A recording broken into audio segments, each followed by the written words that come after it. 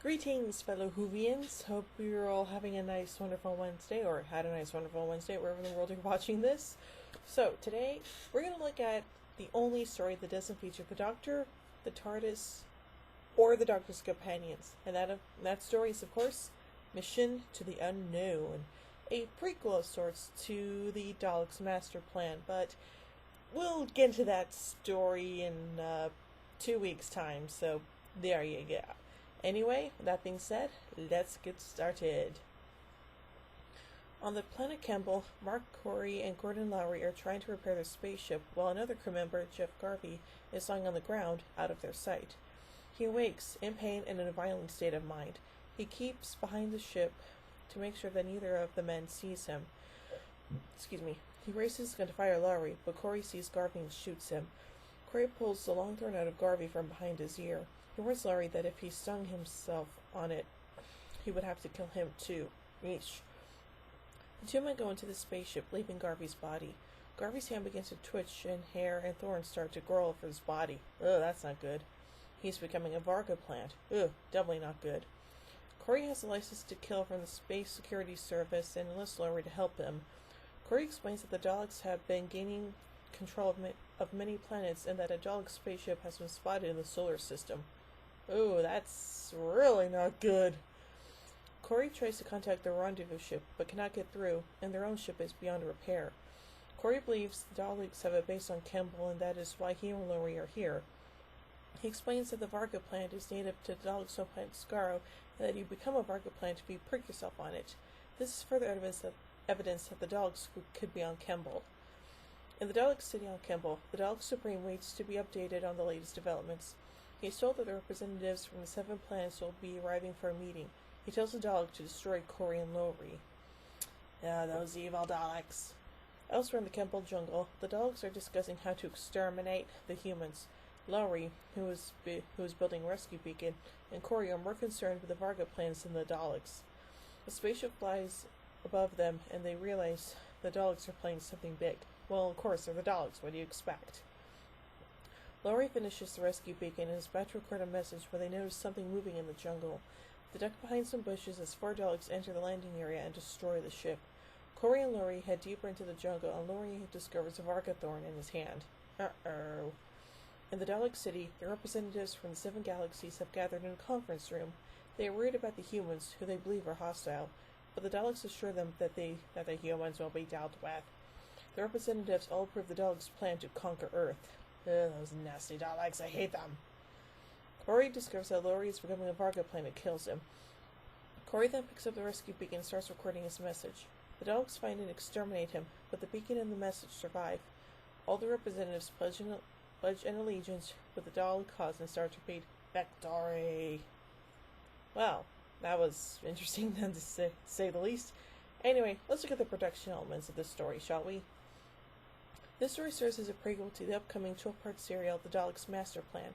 Essentially, this story and The Daleks' Master Plan form a 13-part epic, although they are separated by the 4-episode storyline, The Mythmakers, which I'll be talking about next week, so there you go. This episode came about because producer Verity Lambert wanted to give the cast regulars an extra week's holiday between the second of their production blocks, extending their break from 5 weeks to 6, and so it was decided to make the final episode in Serial T a one-off story, introducing elements of the forthcoming story, The Daleks' Master Plan, Serial 5, or Serial V, I guess, without including any of the regular actors.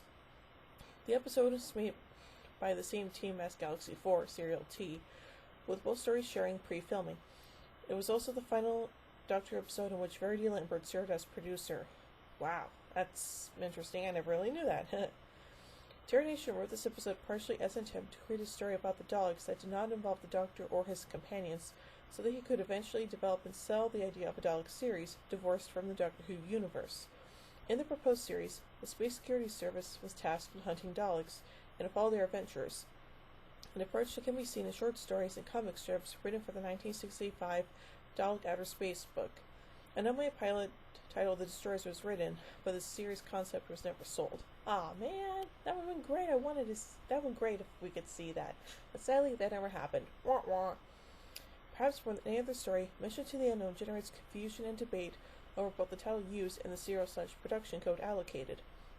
All Doctor Who stories from this period have no overall on-screen title, with the story referred to either by a production code or an internal title used by the production team. For example, the early 1965 story featuring Nero was Serial M, or The Romans. The two were confusingly used interchangeably in many production overseas sales documents.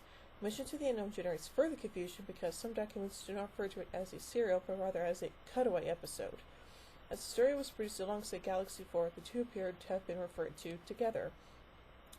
Several production codes offered are either Serial T or Serial T Plus, an appendage. The camera script calls the episode Doctor Who Mission to the Unknown, but in the left margin the words Dalek Cutaway are typed. A handwritten addition on the front sheet states Serial T Episode 4, which actually is a production code for the episode from the week prior. For the program's broadcast document, the episode is titled Dalek Cutaway Mission to the Unknown. No production code appears. In a production memo provided to the new producer John Wiles, dated May 1965, called History Doctor Who, the episode is called Serial DC. In a design document dated July 9, the episode is referred to as T/A Episode 1, and another dated July 20th, it is called Serial T Episode 5. In 1969, when the videotape of the episode was due to be wiped, although this did not actually happen until 1974, the relevant paperwork referred to as Serial TA Episode 1/1.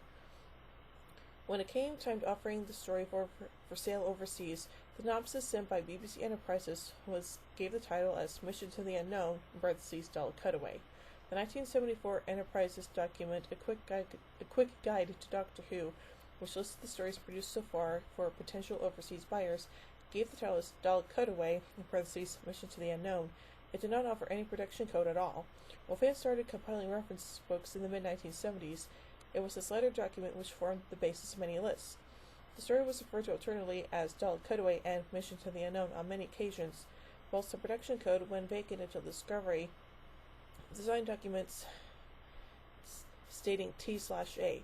In more recent years, the exploration of the BBC's written archives has exposed the problems of the title and production code. This is the only Doctor Who story that does not feature the character of the Doctor or the TARDIS at all. Despite this, William Hartnell is still credited as Doctor Who. This was because his contract specified he would be credited for all episodes, including those in which he appeared only in the reprise but do not feature at all. Smart man. The Doctor's companions, Vicky and Stephen Taylor, do not appear either. Unlike Hartnell, their contracts do not guarantee they would be credited, though they were in the BBC listings, magazine, Radio Times, and episode guides, taking their information from there. O'Brien will actually leave the series at the conclusion of the following story, The Mythmakers, and not appear in the Master Planet serial. Ah, that sucks. The alien delegates seen at the Dog's HQ on Kemble would return in the Dog's Master Plan, but recast with some makeup and costume changes, and with a notably different lineup, including some speaking characters, leading to some confusion over which is which. The disparity only came to light when the Master Plan episode Day of Armageddon was returned to the BBC archives. Well, that's good. Ray Judson previously appeared as Ascaris in The Romans and would appear as Drax in The Armageddon Factor.